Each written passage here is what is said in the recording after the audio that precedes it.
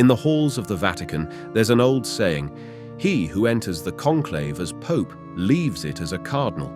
In other words, nothing is guaranteed. The moment the doors of the Sistine Chapel close, predictions fall away, and centuries of tradition, politics, and faith take over. Still, even in a world of uncertainty, some names rise above the rest. Men of diplomacy, men of deep prayer, men who could each lead the Church into a very different future. Let's take a closer look at the top contenders for the papacy. One of the most talked about names behind the Vatican's walls is Cardinal Pietro Parolin. At 69 years old, this seasoned Italian diplomat serves as the Vatican's Secretary of State, the closest thing the Church has to a Prime Minister. Parolin is a master negotiator, known for delicate deals with powers like China and Russia, and for keeping the Church's political balance steady in turbulent times. Supporters believe he could continue Pope Francis's reforms with a gentler, more diplomatic hand. But critics warn, Parolin is the ultimate insider, and in a church that may crave a new beginning, ties to the old guard could become a heavy burden. But Parolin isn't the only figure commanding attention. Far from Rome, another name stirs hope across the global south, Cardinal Luis Antonio Tagle of the Philippines. At 67 years old, Tagle carries a radiant energy that has earned him the nickname the Asian Francis. Joyful, charismatic, and deeply committed to the poor, he represents a church reaching outward, toward the margins. Today, he serves as the Vatican's pro-prefect for evangelization, tasked with carrying the gospel to the edges of the world.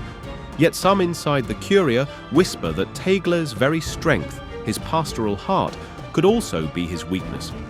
In the ruthless politics of Rome, compassion alone may not be enough. Meanwhile, from the heart of Africa, another contender brings a different vision for the Church's future, Cardinal Peter Turkson of Ghana.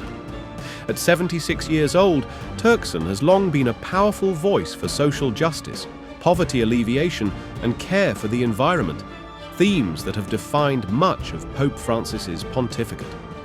As the former head of the Vatican's offices for justice and peace, and now chancellor of two prestigious academies, Turkson commands deep respect for his moral clarity. His election would mark the first African pope in over 1,500 years, a historic and symbolic choice. Yet, despite his stature, some wonder if Turkson's moment has already passed, as his influence inside the Curia has waned in recent years. But if the Church seeks to continue the spirit of Francis, many eyes turn to Italy once again, and to Cardinal Matteo Zuppi. At 68 years old, Zuppi serves as the Archbishop of Bologna and leads the Italian Bishops' Conference. Known for his gentle pastoral approach and his history of peace negotiations, Zuppi emphasizes dialogue and inclusion, especially with the poor, migrants, and marginalized communities. Supporters see in him a man who could deepen Francis's outreach to the peripheries. But to conservatives, Zuppi is seen as too liberal, a figure who would continue the Church's current direction, not reconcile its divided factions.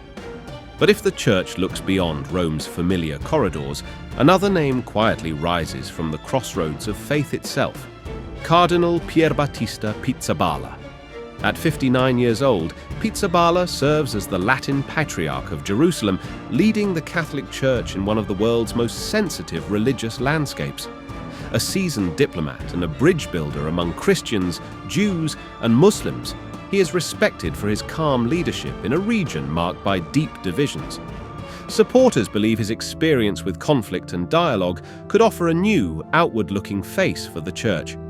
Yet his relative youth in church politics and his lower international profile compared to others may make his path to the papacy a steep one.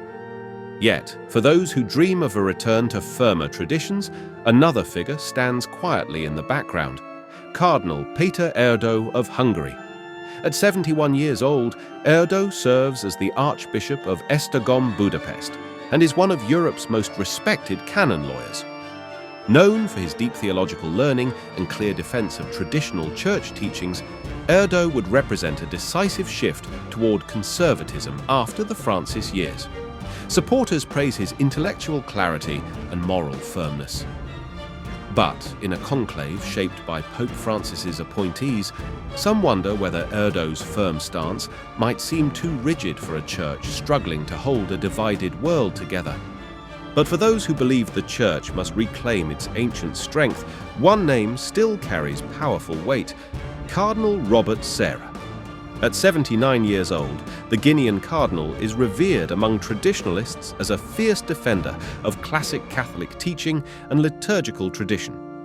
During his time as prefect for divine worship, Sarah became a leading voice for restoring reverence to the Mass, including a strong defense of the traditional Latin liturgy. His supporters dream of a dramatic return to spiritual purity and discipline.